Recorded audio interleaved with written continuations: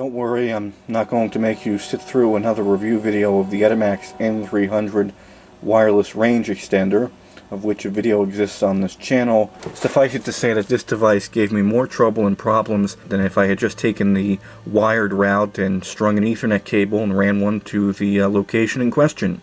I was trying to save myself the trouble, but in the long run this made more trouble for me because it just works so poorly. And this device can't be culpable for all of the shortcomings. It is a wireless range extender, of course, and as such pretty much every wireless range extender you try, even a DWRT equipped router or one that's significantly more expensive than this device, really can't give you the speeds that a wired connection can manage, especially in the fringe areas. And more often than not, when you are using these devices, it's to extend your wireless network to an area that otherwise is unreachable or has a pretty well unusable or unstable connection. And even if you put this where there's a moderate to strong signal strength, you lose approximately half of your bandwidth. And that's a limitation that is shared by all these wireless range extenders, because it's connecting as a client to that main wireless network, and then it's rebroadcasting that for other devices to connect to. So you're splitting up the available bandwidth to essentially half, and that's if you have this pretty much right next to the primary router. If you're using this anywhere else in your house, you're not going to get anywhere close to wireless end speeds.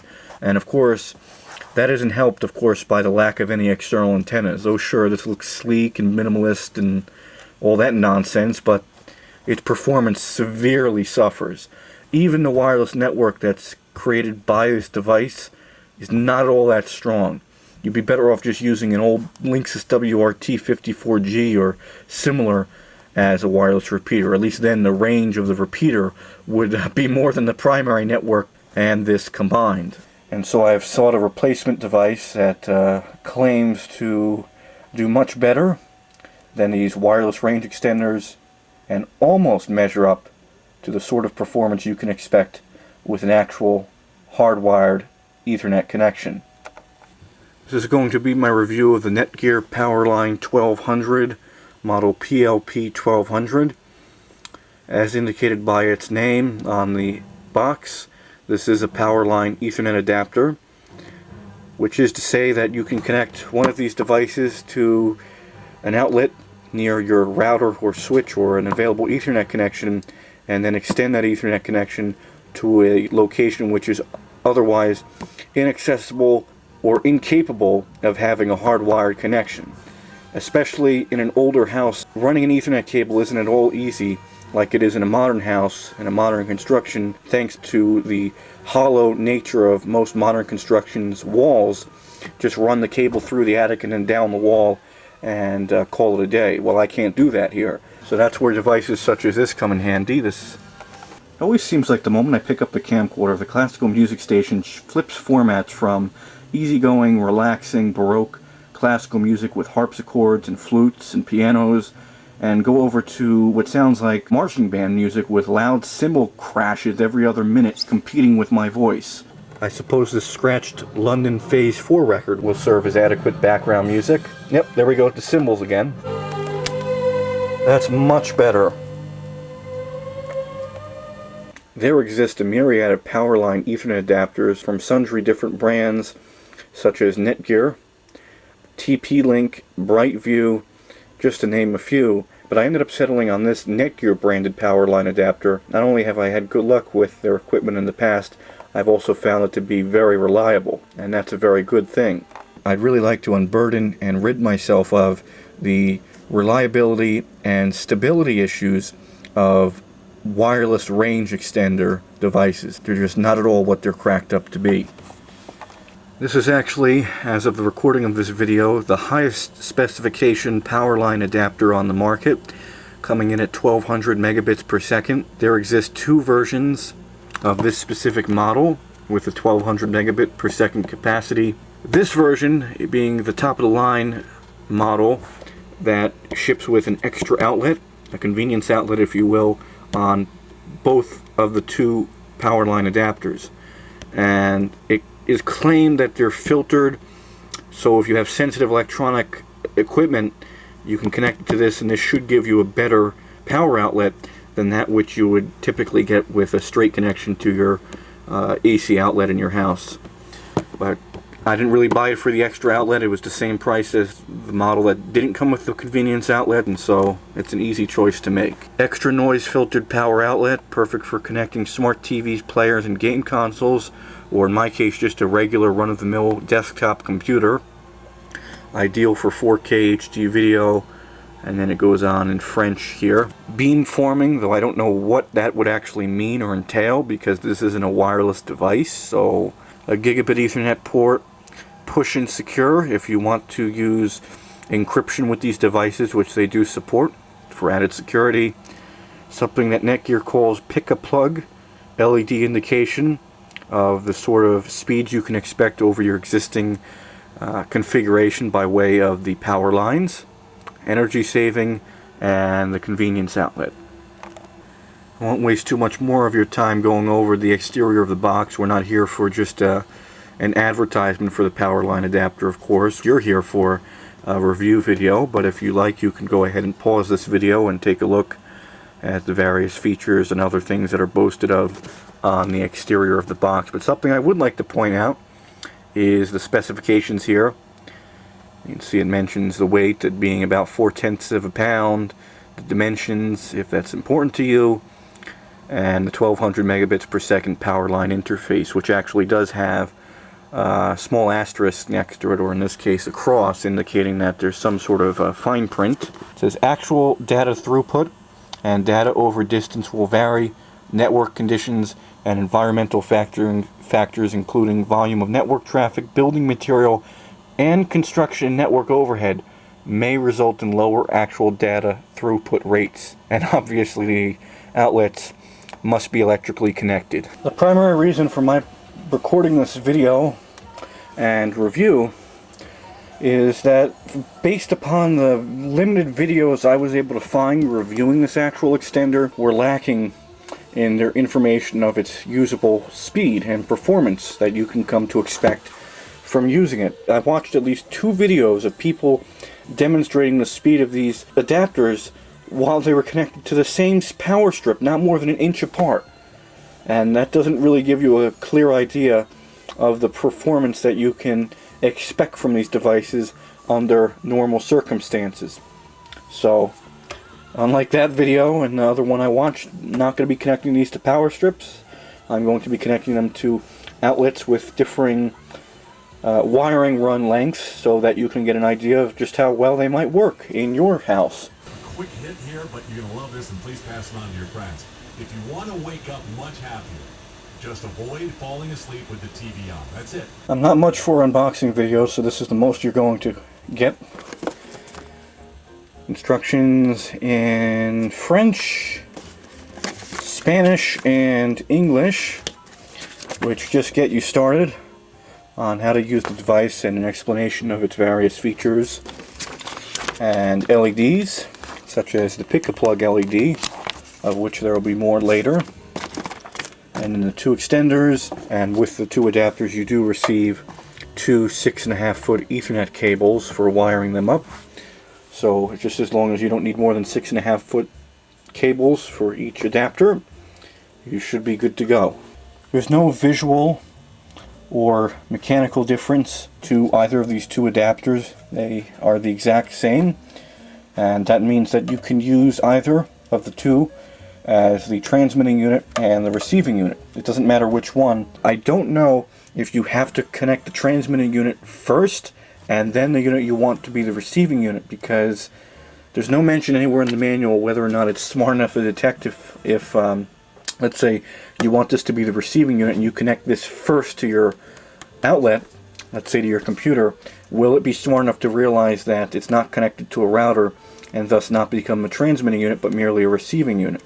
I don't know. So just to play it safe, I would connect the unit you have connected to your router first. 3 LEDs on the front give indication of its current power link status and also the pick-a-plug functionality, which is actually a very useful way to tell whether or not these devices are able to establish a strong and well-performing connection between the 2 over your power lines.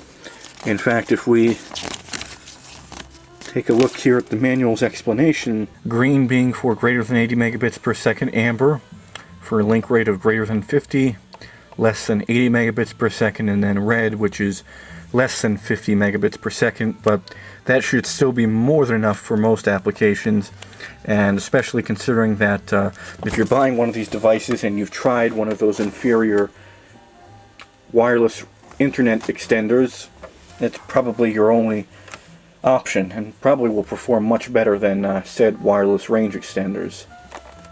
Underside of both units are identical. You have a gigabit Ethernet port, factory reset button, which can be actuated using a pin or a paper clip, or even a pen with a long enough tip, and your security button, which enables encryption, that an encryption key, creates an encryption key that differs from the default, which isn't secure, which is to say, if you connect these devices and have your Powerline network running satisfactorily, and let's say you live in an apartment or some place where you're sharing the same electrical system, somebody can theoretically tap into your network just as long as they buy another Powerline adapter. It doesn't even have to be the same brand either. For security's sake, you would do well to enable the, or rather to create a unique security key by pressing these buttons. You just press the button on the transmitting unit, whichever that may be, and then within 2 minutes you need to press the same button on the secondary receiving unit. And then you've created a security key unique to your two devices, and nobody else can, again, theoretically hack into it. I'm sure it could possibly be done, but it just makes it one step harder. I'm in one of the only areas reachable by an Ethernet cable that's pre-wired. At this late hour, I don't feel like running another Ethernet cable to my workbench just to give you a better view of it. This should be more than enough. So I have an Ethernet cable here, which admittedly could do with a re-crimping job, preferably sooner rather than later. And here is the Netgear Powerline adapter, which I am going to connect to a grounded outlet and connect this Ethernet cable, which barely has any slack at play, and try to do this without contorting at some awkward angle. Come on. There we go. And if I extinguish the LED on this camera momentarily, you'll see that the two LEDs for the power and the link, or rather the Ethernet cable indication, are on, but the pick-a-plug LED is not. That's because we don't have any other devices connected. Here we are at a less photogenic outlet, but it should suffice for our test. Here I have the unit that I wish to receive the signal, and I'll just connect it. And you see that it's realized that it's receiving a signal from the other Powerline adapter. And of course the link LED for the Ethernet port is not going to illuminate until I connect something with an active connection. What is it doing now? I don't know why lately, but it just seems that Google Chrome is... Wow, focus camera. Seems that Google Chrome just doesn't agree with this computer. Not too certain what causes the problems, but heaven forbid you leave Google Chrome running when you enter hibernate, and then you try to resume from hibernate. You have to wait at least 10 minutes for it to become responsive once more. Now I'll shut the wireless radio off on the laptop. Go ahead and connect that Ethernet cable. Oh, finally, Google Chrome just decided that it was going to realize it isn't responding and then kill the process. Strange.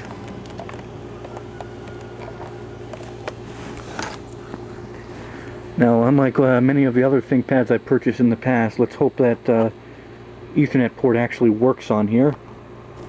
If I go to the local area connection, you can see that it indicates that it's operating at 1 gigabit per second. Okay, now what's Google Chrome doing? I haven't the foggiest idea. I opened it up, left it for about 5 minutes. That should be more than enough for it to open. Let's see if expanding it. Okay. Interesting. I'm going to run the Google speed test, which should give us an idea of just the kind of speeds we can imagine. But this is a very flawed test, and I'll tell you why.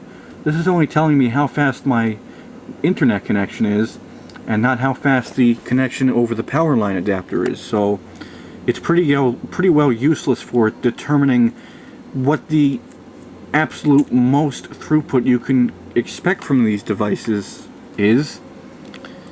See, it says 55.6 and 23.3. Usually the internet's around 57 to 58 megabits per second on a good day, sometimes even 59 if you're lucky, and 26 to 27 megabits per second. But being the time that it is now, I guess the cable node in this area is still a little overwhelmed. I don't know. I would think that most people would be getting ready for bed, but then again, it's only 12 o'clock. That's early for a lot of people. Now I'm going to test the throughput and bandwidth capabilities using the recommended method, a de facto standard, if you will, of testing wireless routers and power line adapters and network equipment alike. So this is about a 600 megabyte Windows XP Pro Service Pack 3 ISO. The ISO is kept on the main hard drive of a computer wired to the network, and we're managing around about 12, I'd say 11.5 to 12 megabytes per second. I'll just round up and call it 12. And of course that's in megabytes per second, not in megabits, so we need to convert that. 12 megabytes per second, and then we'll divide it by 0.125, if my fingers don't hit the wrong key, and that gives us a throughput of 96 megabits per second. Both power line adapters are very close to one another. So let's go ahead and move the receiving unit to a location that, well, isn't right next to it.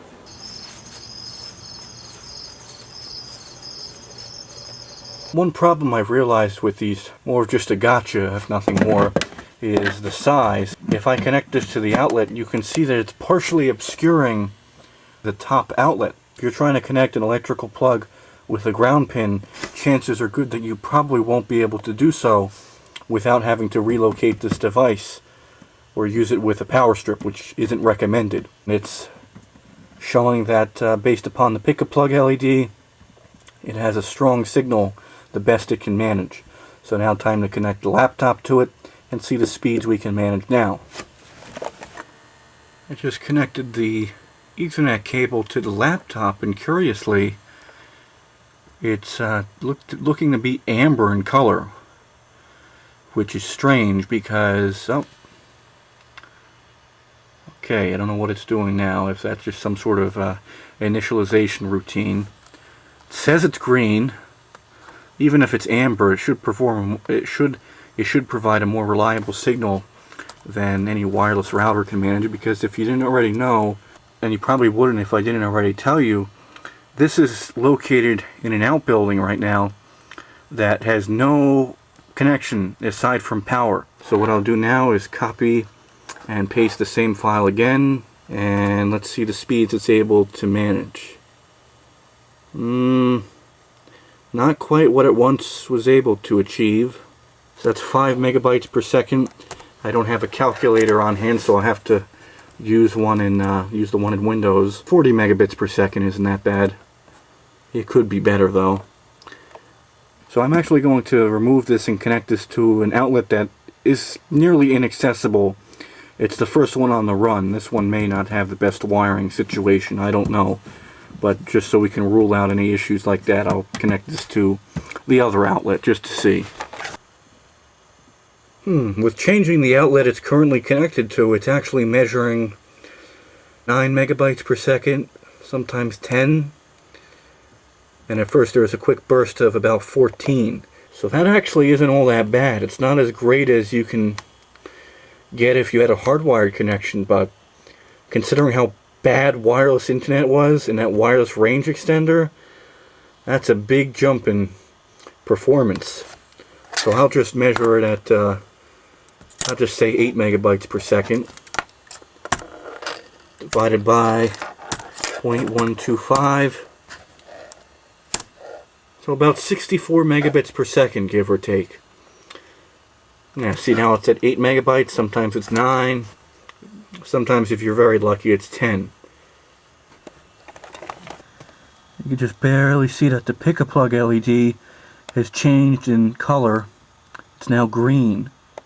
Not the right way to measure how fast these devices are, but even with it measuring at the speeds I just showed you, so it's more than enough to max out my internet connection. This outlet and the other one that is currently being used to power the Powerline adapter are not even on the same circuit. They're on a different branch of the power lines altogether, if I'm not mistaken. So that's pretty impressive, actually. Alright, here we are for the last test. This is in the garage. And this is a grounded outlet the Powerline adapter is connected to, but it doesn't share the same ground with the rest of the house.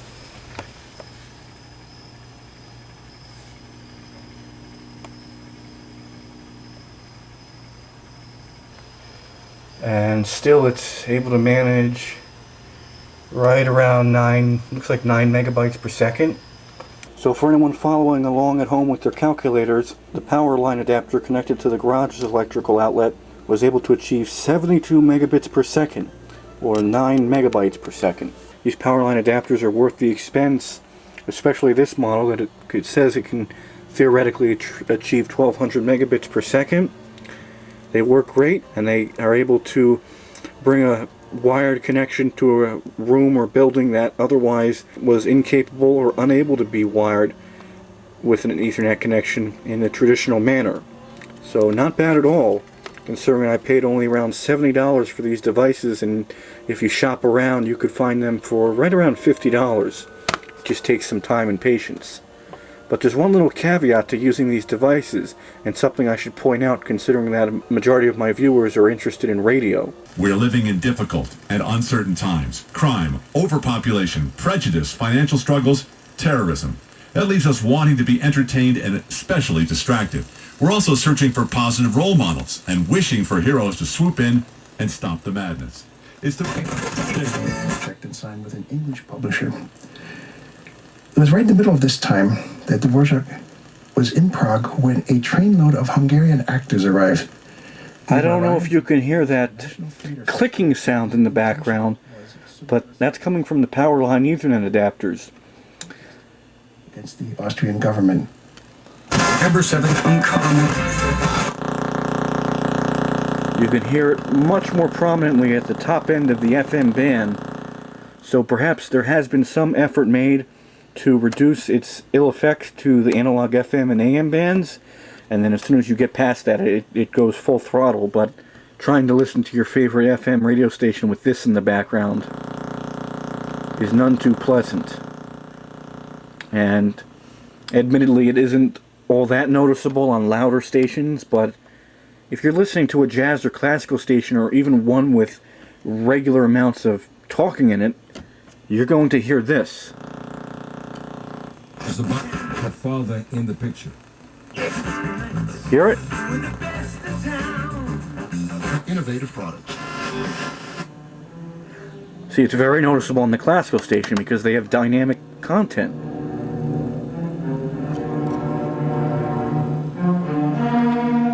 I wouldn't really consider that a shortcoming per se, but for a person such as myself that listens to a great deal of analog FM and AM radio, maybe even CB and other things such as ham radio, that might be enough to be considered a fatal flaw of these Powerline adapters. Sure, they're great, they work fine, and they're very reliable and stable. It's not like Wi-Fi, of course, but if it causes problems with something else, well, then it really isn't solving any problems now, is it? It's creating them.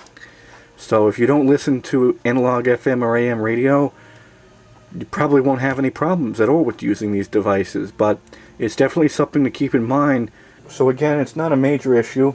It certainly doesn't pose any issue to the unit's performance, but being that I like to listen to radio, it does present a problem. These older receivers from the 60s, 70s, and even the earlier 80s, well, they just don't have the IF filtering to cope with that. But being that I don't have any plans for this stereo receiver to fall into disuse and or be put into storage, so I'll probably just end up returning these and running an Ethernet cable to the location in question and save myself from the headaches and trouble that I was trying to avoid in the first place.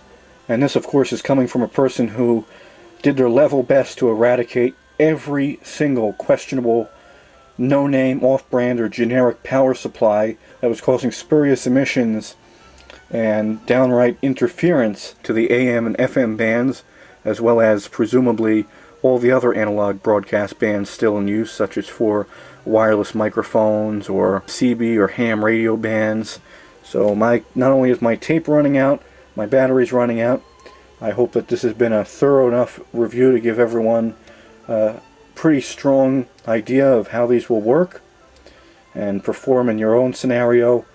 And one thing I'd like to mention in closing is that I had heard claims online that if you plug this into a non-ground or ungrounded outlet using a ground lift adapter, that you wouldn't be able to achieve top speed that the top speed that these are able to accomplish. But it's my experience that the ground is not used for anything other than the convenience outlet. So you just need a good positive and neutral, and you should be off to a running start and not deal with the various issues and instabilities inherent with wireless internet, especially in a fringe or low signal area.